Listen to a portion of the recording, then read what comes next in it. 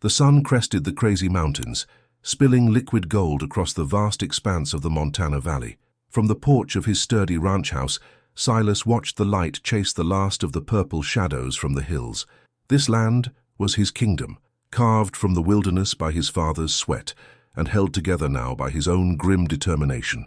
Every fence post, every head of cattle, every blade of grass that bent in the relentless wind was under his dominion. He'd named it the Stoneheart Ranch after his parents were gone, a name that felt true in more ways than one. It was solid, enduring, and cold.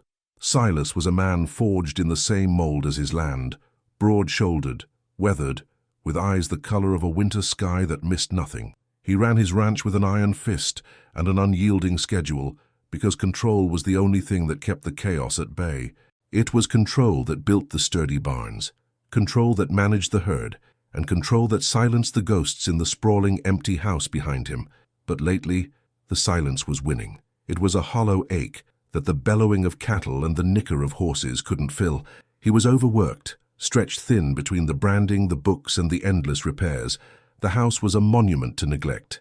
Gathering dust in the corners, his clumsy attempts at cleaning always missed. He needed help. More than that, he needed order. And in his pragmatic mind, there was only one logical solution. That evening, after a meal of dry bread and salted beef he'd barely had the energy to prepare, he sat at his father's heavy oak desk. The kerosene lamp cast a warm, lonely glow on the polished wood. He dipped a pen in ink and pulled a crisp sheet of paper toward him. His handwriting, like the rest of him, was strong and devoid of flair. To the Matrimonial Bureau of St. Louis. He paused, the title sounding foreign and faintly absurd, but he pressed on, listing his assets with the same dispassionate clarity he used for his cattle ledgers. Proprietor of the Stoneheart Ranch. 2,000 acres, 500 head of cattle, financially solvent, age 32, in good health. Then came the difficult part. He wasn't looking for love. That was a foolish notion for poets and dreamers. He was making a practical arrangement. He needed a partner, a helper, a wife. I seek a bride of good character. She must be hard-working and proficient in all domestic duties. She must be strong, of sound mind, and willing to embrace a quiet, industrious life. A plain appearance is acceptable. A compliant and docile nature is essential. I have no time for hysterics or frivolity. She will be well provided for in exchange for her contribution to this household and ranch. He signed it, Silas, and sealed the envelope without a second thought. It was a business transaction. He had a need, and somewhere out east there was a woman who could fill it. He would post it in town tomorrow. With that settled, a small measure of the weight on his shoulders seemed to lift. Order would be restored. The next morning, however, chaos paid a visit. It arrived not in the form of a storm or a stampede, but in the chilling silence of an empty stall. When he entered the main barn, the air felt wrong. The familiar scent of hay and horse was tainted with the cold of an open door that should have been barred. His eyes shot to the far stall, the one reinforced with iron hinges. It was empty. The door swung slightly in the draught, the thick wooden bolts splintered and broken on the ground. Fury was gone. A cold dread, quickly followed by a white-hot rage, seized Silas. Fury wasn't just a horse. He was a magnificent black stallion, the prize of his stock, a creature of midnight and muscle with a spirit as wild as the Montana wind. He was the one thing on this ranch that Silas hadn't entirely tamed, and the one thing he valued most. He stormed out of the barn, his eyes scanning the damp earth. The tracks were clear, a single horse ridden hard, and beside them a set of boot prints that were too small, too light to belong to any rustler he'd ever known. A thief with small feet and a great deal of nerve. The rage that followed was a clean, cold fire. No one stole from him. No one. Without a word to his two ranch hands, who were just emerging from the bunkhouse, Silas saddled his most relentless mount, a buckskin mare named Dust Devil. He checked his rifle in its scabbard, grabbed a canteen, and set off, his jaw a line of granite. He didn't need a posse. This was personal. He followed the tracks east, away from the well-worn cattle trails, and into the rugged, broken country that bordered the Crow Reservation. The thief was either brave or a fool to ride this way. The tracks told a story. The rider was light, but inexperienced.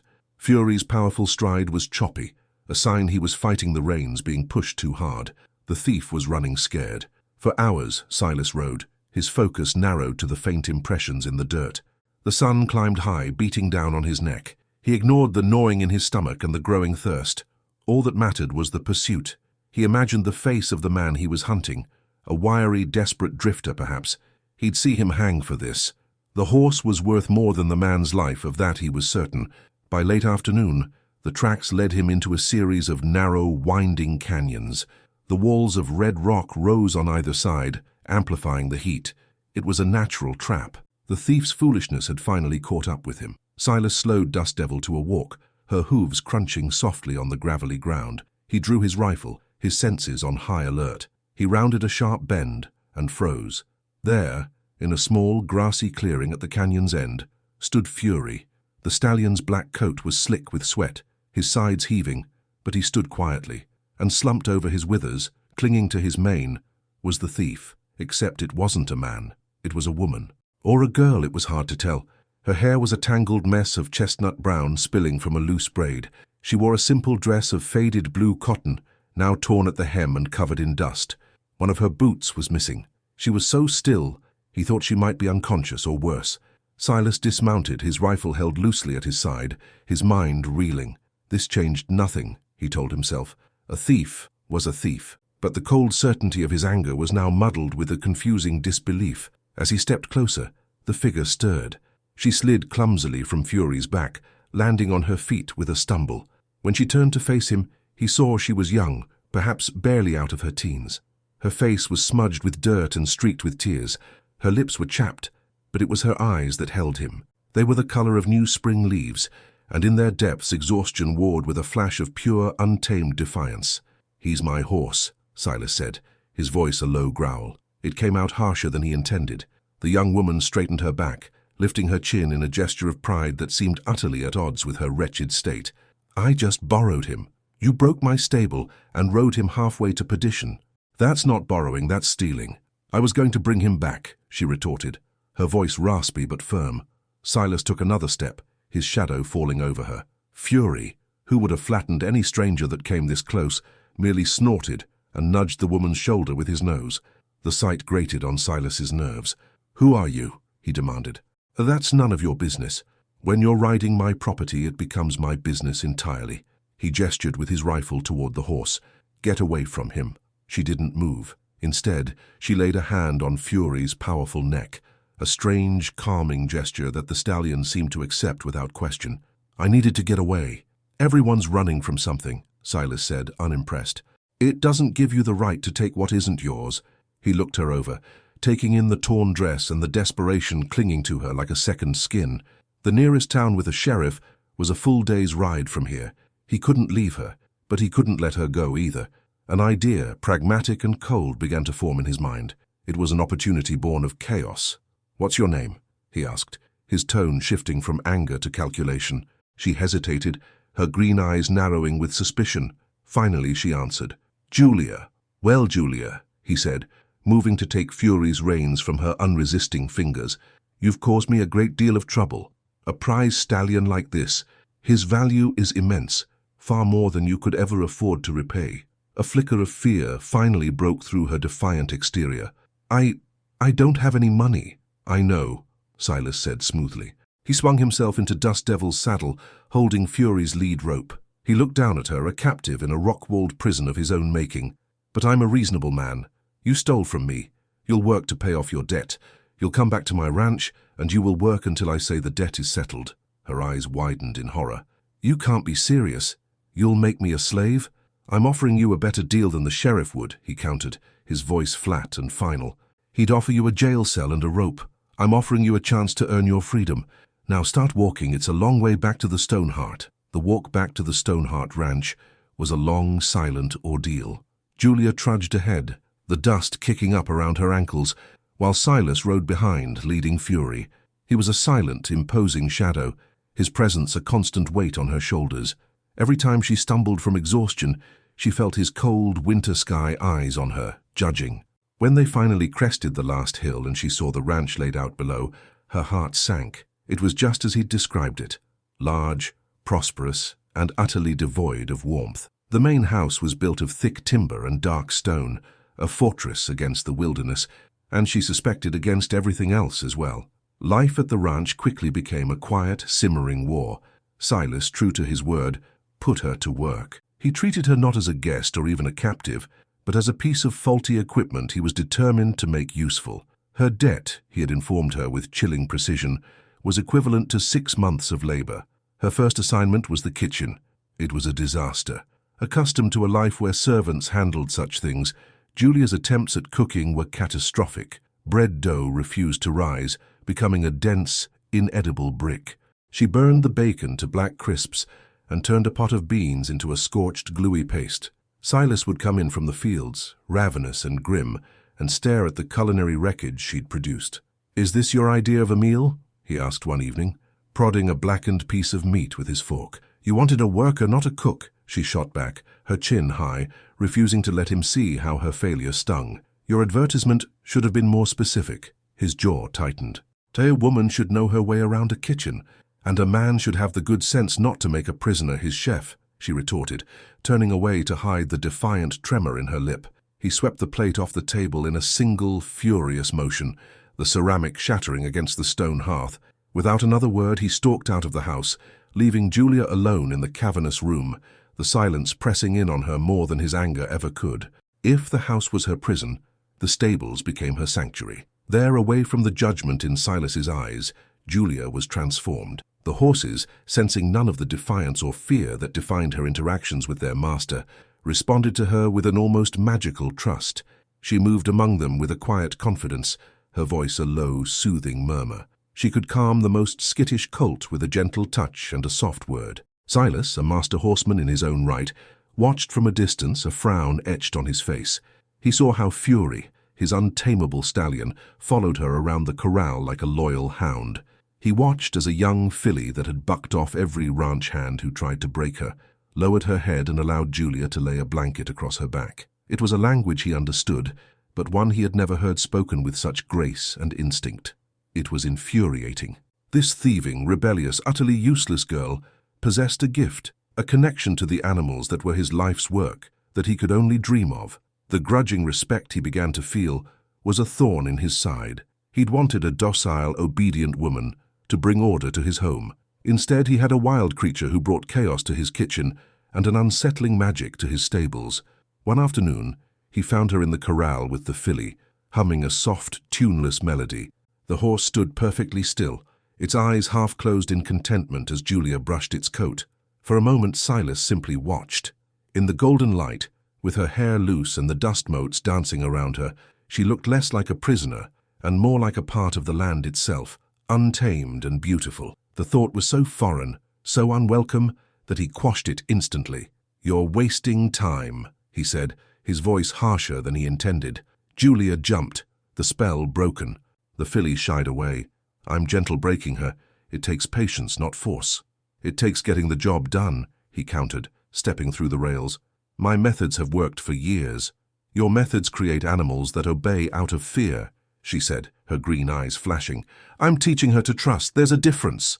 Before he could argue, she turned back to the horse and whispered something he couldn't hear. The filly, calming instantly, nuzzled against her.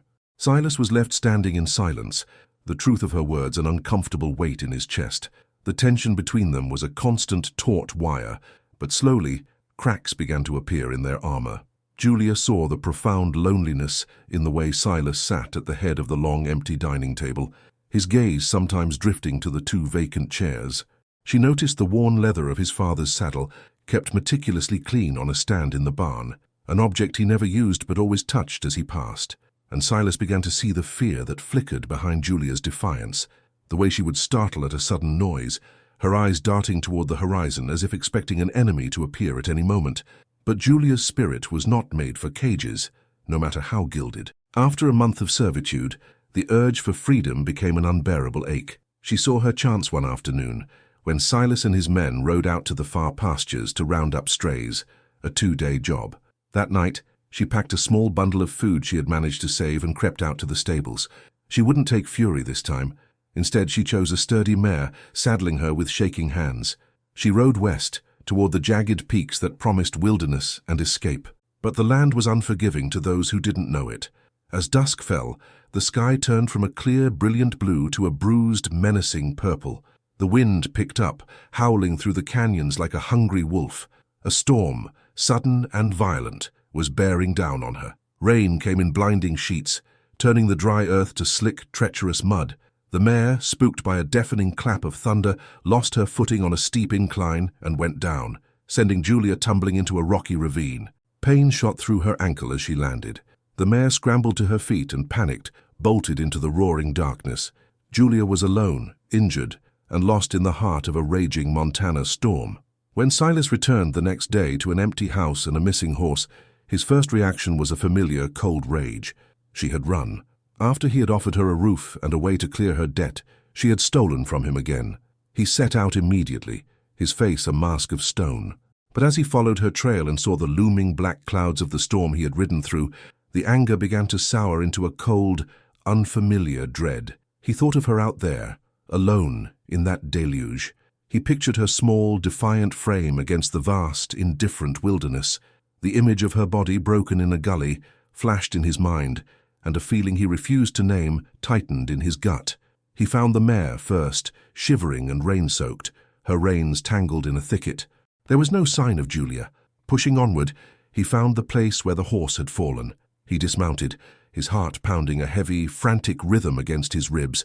He followed her tracks on foot, a trail of scuffs and limping steps that led him toward a small, sheltered overhang of rock.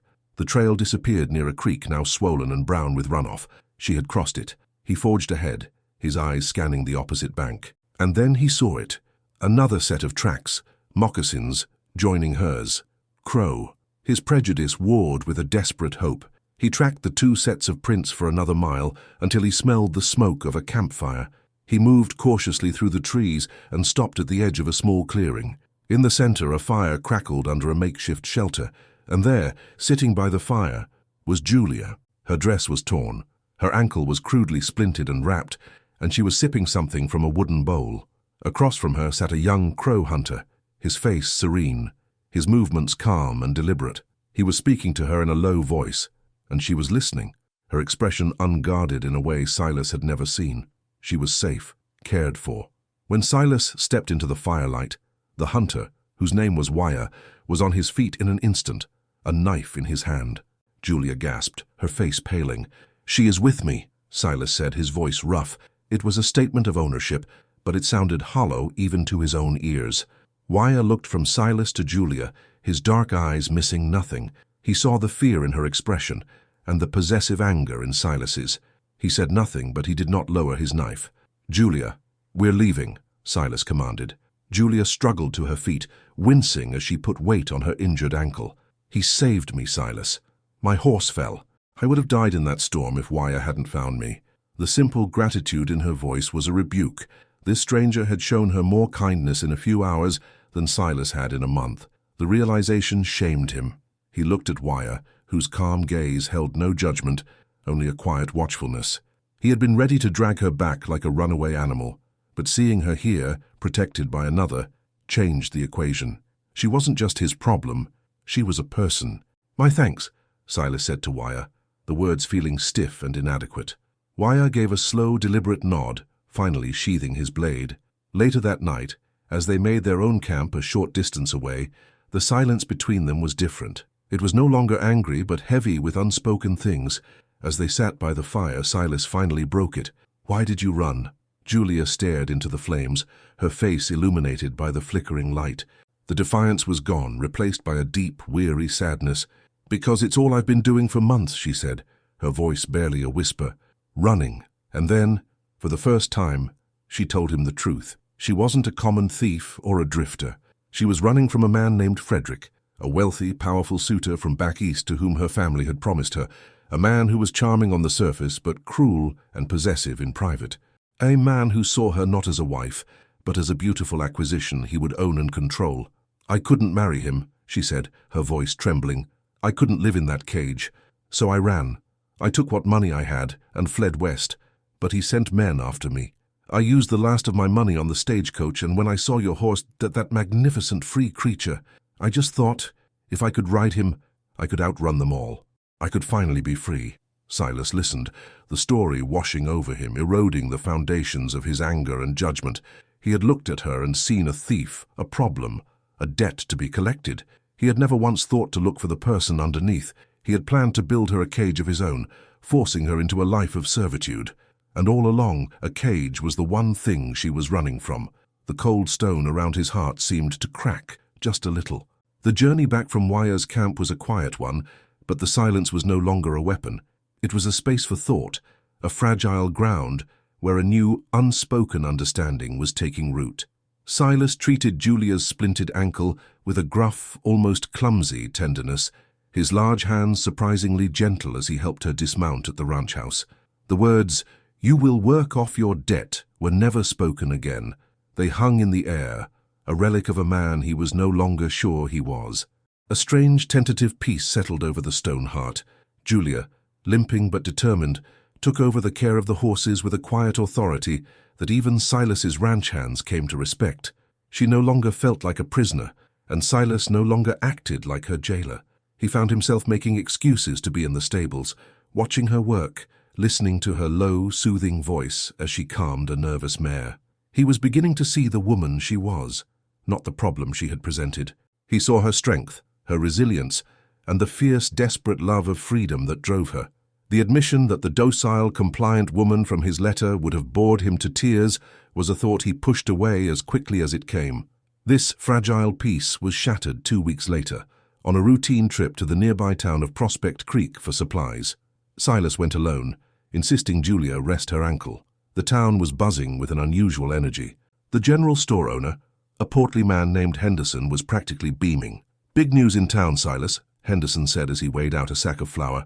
"Got a real gentleman from the east staying at the hotel, name of Frederick. Rich as Croesus, they say. Looking to invest in the territory, buying rounds at the saloon, talking about bringing real progress to this valley." A cold knot formed in Silas's stomach. What sort of man is he? "Oh, the finest kind. Well-dressed, well-spoken. Charming as a Sunday preacher," Henderson chuckled. "He's been asking a few questions, though. Seems he's looking for someone. A young lady who got, well, lost on her way out west. A runaway fiancé from the sound of it." Silas's blood ran cold. He paid for his supplies, his movements stiff, his face an unreadable mask. He walked out into the dusty street and saw him. Across the way, stepping out of the hotel, was a man who didn't belong. He wore a tailored suit of dark grey wool, a stark contrast to the buckskin and denim of the local men. His hair was perfectly coiffed, his face handsome and clean-shaven. He smiled at a passing woman, a flash of white teeth, and the gesture was so polished, so practiced, it looked predatory. It was him. It had to be. Silas loaded his wagon with a sense of grim urgency and rode back to the ranch as if the devil himself were on his heels. The moment Julia saw his face, the color drained from hers. "He's here," Silas said, the words falling like stones. In Prospect Creek, the terror that seized her was a physical thing. She stumbled back, one hand flying to her throat, her green eyes wide with a horror that was bone-deep. All the fire, all the defiance he had come to admire, was extinguished, replaced by the raw fear of a cornered animal. In that moment, something shifted in Silas. The vague protective instinct he'd felt before now hardened into a fierce, unshakable resolve. This was his ranch. She was under his roof. No one would touch her.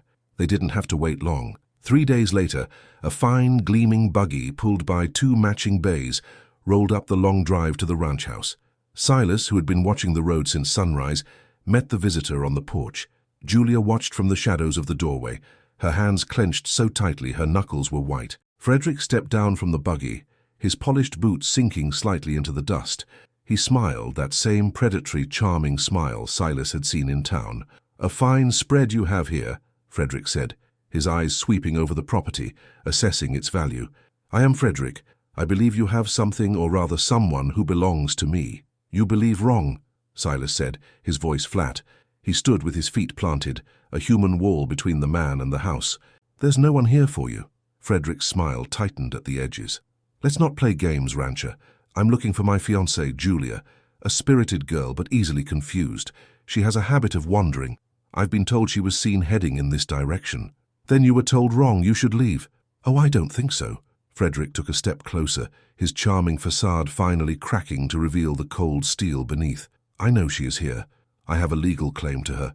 Our families signed a marriage contract. To harbor her is to interfere with that contract. I'm a man of considerable influence. I could make things very difficult for you." From the doorway, Julia let out a small, involuntary gasp. Frederick's eyes snapped to the sound, and a triumphant, cruel light entered them as he saw her. "Ah, Julia, my dear," he cooed, his voice dripping with false affection. "There you are. Did this brute frighten you? Don't worry, I've come to take you home." "She's not going anywhere," Silas growled, moving to block his view of her. Frederick's gaze returned to Silas, now stripped of all pretense. "Listen to me very carefully, you dirt-kicking simpleton," he hissed, his voice low and venomous. "She is mine. An agreement was made. If you do not hand her over, I will not only sue you for everything you own, I will use my resources to crush you. I will file claims on your water rights. I will bribe inspectors to declare your cattle diseased. I will see to it that this stone heart of yours is nothing but a pile of dust and debt. Now step aside." The sheer audacity of the threat, the casual way he spoke of destroying a man's life, was staggering. Silas realized then that Julia had understated the danger. Frederick wasn't just a cruel suitor, he was a cancer, a man who believed his wealth gave him the right to own and destroy whatever he pleased.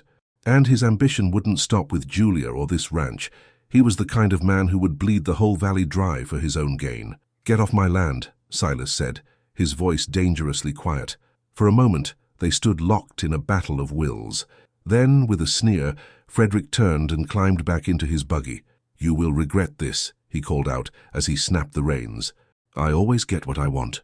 As the buggy disappeared in a cloud of dust, Julia sagged against the doorframe, trembling. Silas turned to her, his face grim. "He won't give up." "I know," she whispered, tears finally tracing paths through the dust on her cheeks. "He'll do exactly what he said he would." Silas knew she was right. He couldn't fight a man like Frederick in the courts, or with charm. Frederick owned that world. But Silas knew a different world, a world of rock and wind, of strategy born from the land itself. He was a man used to solitude, to solving his own problems. But this was a problem too big for one man. He needed an ally who understood threats that didn't come on paper, an ally who valued the land more than money. He thought of the calm, watchful eyes of the crow hunter who had saved Julia. He thought of Wire. That evening, as the sun set, Silas rode out, not towards town but east, towards the broken country of the crow. He found Wire's camp with little difficulty. The hunter was sitting by his fire, mending a bowstring. He looked up as Silas dismounted, his expression unreadable but not hostile. Silas didn't waste time with pleasantries. He laid out the entire situation, Frederick's arrival, his threats, his character. He spoke not just of the danger to Julia, but of the danger to the land itself. "A man like that is like a disease," Silas finished, his voice raw with a sincerity he rarely showed. "He sees land not as something to live with, but something to consume. He'll take my water, and when he's done with me, he'll find a way to take yours. He won't stop until he owns the entire valley." Wire listened, his dark eyes fixed on Silas's face. He had seen men like Frederick before. He knew the hunger of the white man for land, for power. He had seen their treaties broken, their promises turned to dust. He looked past Silas toward the mountains that were the heart of his people's home. "The woman with the spirit of a wild horse," Wire said, more a statement than a question. "He seeks to put a bit in her mouth and a saddle on her back." "He does," Silas confirmed, "and he would do the same to this land," Wire added. He stood up, his decision made. He was a protector of his people, and that meant protecting the world they lived in. Silas, the man of fences and property lines, had come to him not as a conqueror, but as a neighbor seeking aid against a common blight. It was an alliance he would accept. "The crow know how to hunt predators," Wire said, a grim light in his eyes. "We will help you. Your knowledge of the white man's law and his ways, and our knowledge of the land and of battle. Together, we will set a trap he cannot escape." The waiting was a torment. Frederick was not a man to accept defeat, and the silence from Prospect Creek felt more like a gathering storm than a retreat. Silas, Wire, and Julia used the time to prepare. Under the vast Montana sky, an unlikely council of war was held. Silas, with his knowledge of every building and fence line. Wire, with his people's mastery of stealth and the land. And Julia, whose understanding of Frederick's arrogance was their most potent psychological weapon. "He will be impatient," Julia insisted, pacing the porch, "and he will be theatrical. He won't just want me back, he will want to make an example of you, Silas. He'll want to see this place burn." Wire nodded in agreement. Men like him believe fire is the ultimate answer, They do not understand that from ashes, new things can grow. They planned accordingly. Silas's 2 ranch hands, loyal to the man who gave them a fair wage and a place to call home, were brought into the fold. Waya's warriors, moving like ghosts, became one with the landscape, creating hidden positions in the rocky outcrops and cottonwood groves that surrounded the ranch. The Stone Heart was no longer a fortress of solitude, it was a baited trap. The attack came 3 nights later, under the sliver of a new moon. A dozen riders, hired thugs with faces hardened by greed, galloped toward the ranch, their approach heralded by whoops and hollers meant to intimidate. They carried torches, their flames dancing like malevolent spirits in the darkness. Leading them, but keeping a safe distance, was Frederick, a silhouette of self-satisfied vengeance on his fine bay horse. He expected terror. He expected a panicked rancher and a screaming woman.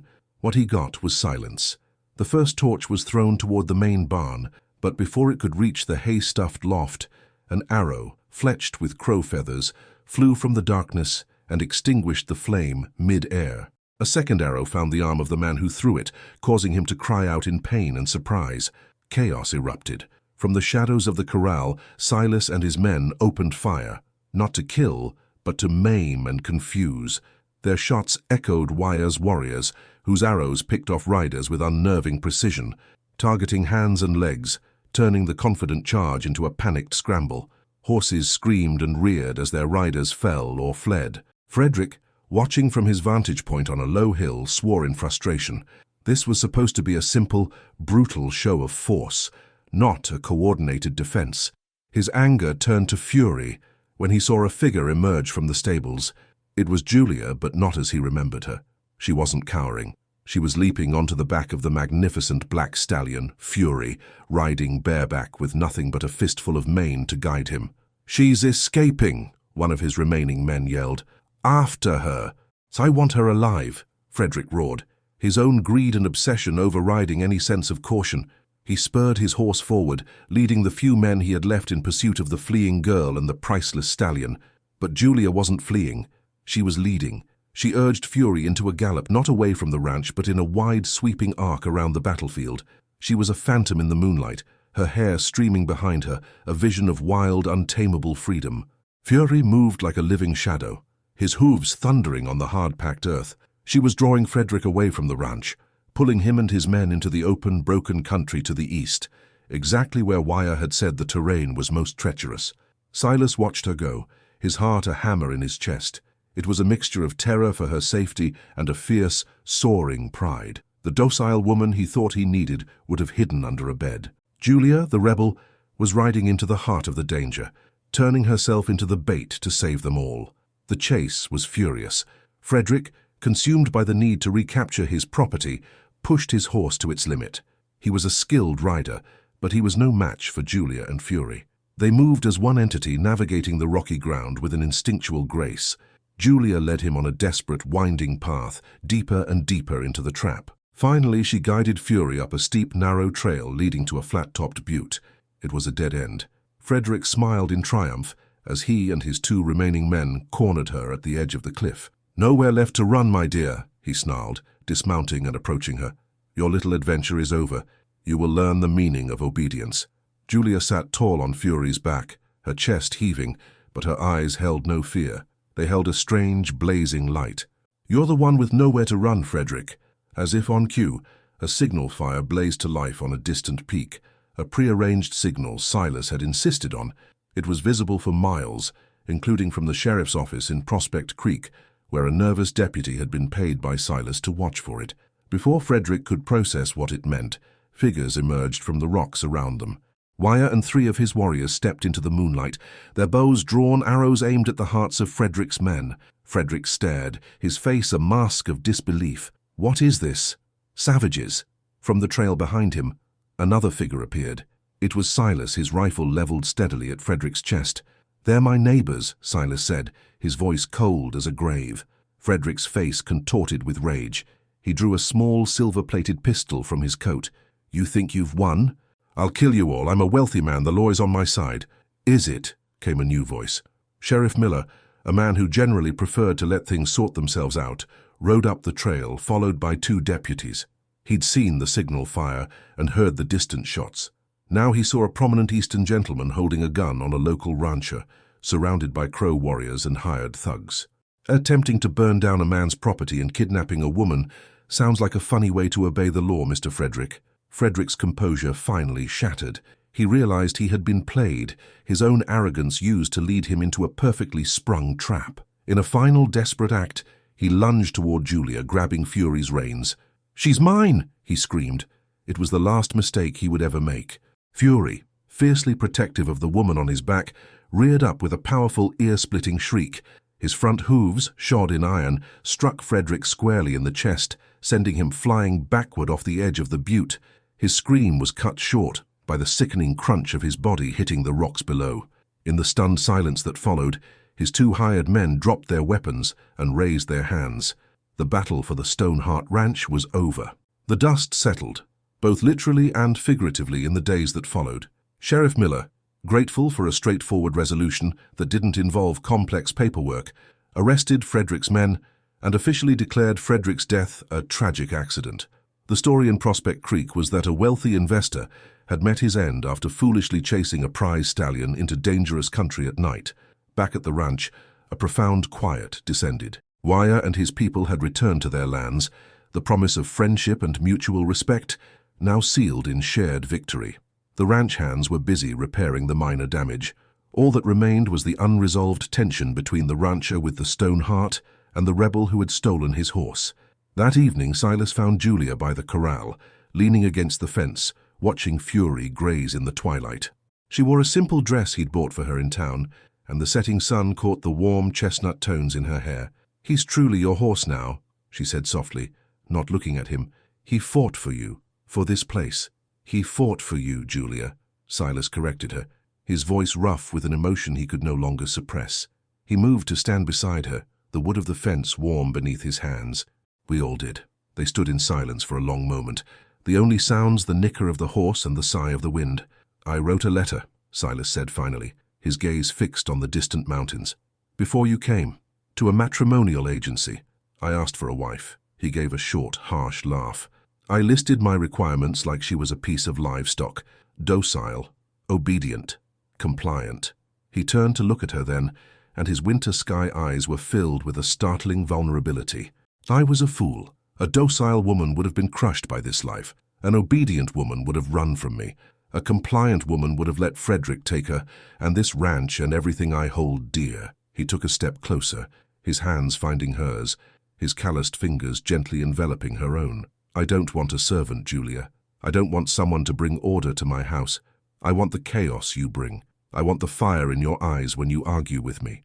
I want the magic you share with these horses. I want the rebel who stole my horse and then stole my heart right along with it."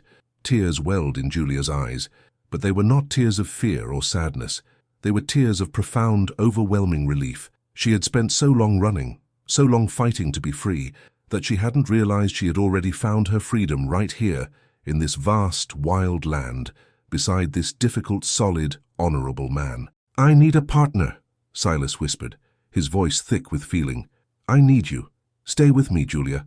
Not as my worker, not as my prisoner, as my wife." She looked up at him, at the weathered face of the man who had first captured her and then set her free, and she smiled. "Silas," she said, her voice clear and strong, "I think I stopped running the moment I got here." He pulled her into his arms, and the kiss they shared was not one of conquest or surrender, but of two wild, free hearts finally finding their home. As the last light of day faded, they walked back to the stone house hand in hand, no longer a master and his captive, but partners, ready to build a future on the ranch that was no longer a symbol of solitude, but a testament to a love as strong and enduring as the land itself. True strength is not found in control and dominance, but in vulnerability and partnership. The love we believe we need is often a pale reflection of the love we truly deserve, a love between equals, forged in fire, respect, and shared freedom. If this story touched your heart, don't forget to confirm your subscription and leave a like. It helps us a lot.